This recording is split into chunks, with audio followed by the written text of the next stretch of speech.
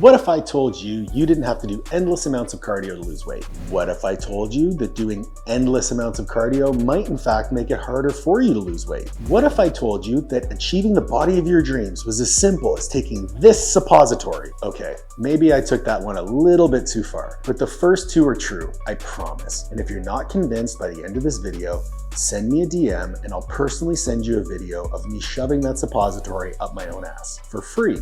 You don't even have to subscribe to my OnlyFans. My name is Paula Weed, and I've been one of the strongest people on the planet, ranking in the top 20 all-time in powerlifting in 2 different weight classes. I've been a strength and conditioning coach for 18 years, coached some of the strongest athletes on the planet, and coached in the NCAA Division I, Division II, and CIS, as well as professional athletes across all major sports.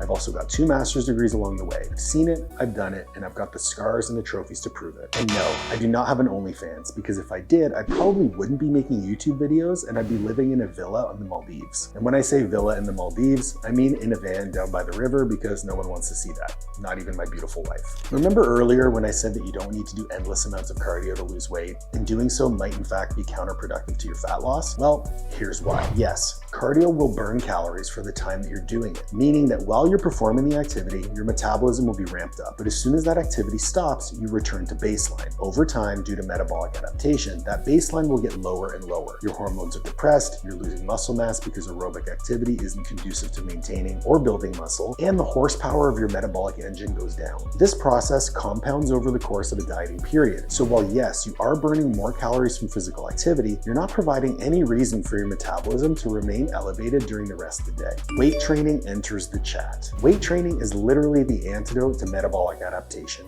and will make a notable difference in every area that cardio does not.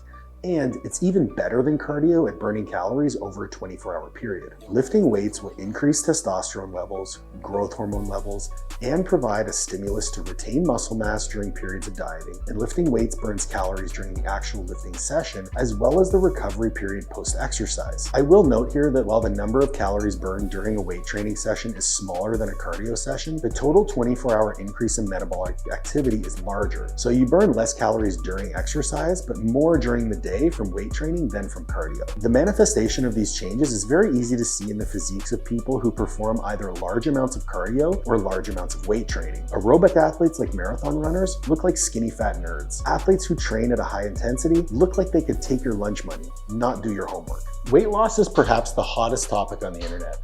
The weight loss industry itself is a multi-billion-dollar market, and for good reason.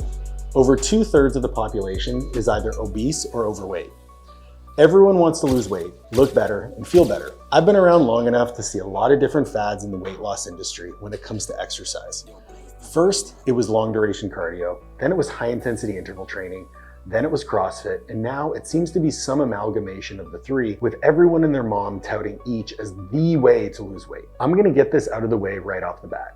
They all work. Everything that increases the number of calories that you burn will help you create a caloric deficit, assuming your diet is controlled in some way and you're eating an adequate amount of protein. But you don't care which works. You care which works best. So what's the answer? Which modality works best for weight loss? Is it A, long duration cardio, B, HIIT training, C, CrossFit, or D, some sort of amalgamation? Well, there's secret answer E.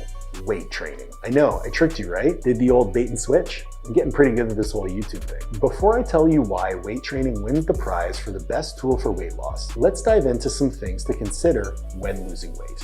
While weight loss itself on the surface is simple, eat less calories from food, burn more calories with exercise, and voila. There is quite a bit of nuance. Let's first discuss something called metabolic adaptation. Metabolic adaptation is a series of physiological processes that take place to cumulatively decrease your metabolic rate during a period of deficit or increase metabolic rate during a period of surplus. Obviously, we're discussing weight loss, so I'll focus on that. When we're dieting, the body sees it as an existential threat. It thinks you're starving to death, and metabolic adaptation is an evolutionary mechanism with the goal of keeping you alive. You'll have increased hunger signaling, which leads to cravings. You'll fidget less, have decreased energy levels, and less of a desire to move. And along with that, testosterone will drop, thyroid hormone will drop, and if no steps are taken to mitigate it, your body will mobilize amino acids for fuel, and you'll lose muscle mass. All of this is done to reduce the metabolic cost of keeping you alive and allow you to conserve more energy rather than burning it off. Metabolic adaptation in the context of a diet is your body's body's way of decreasing your metabolism through any means necessary. It's unavoidable.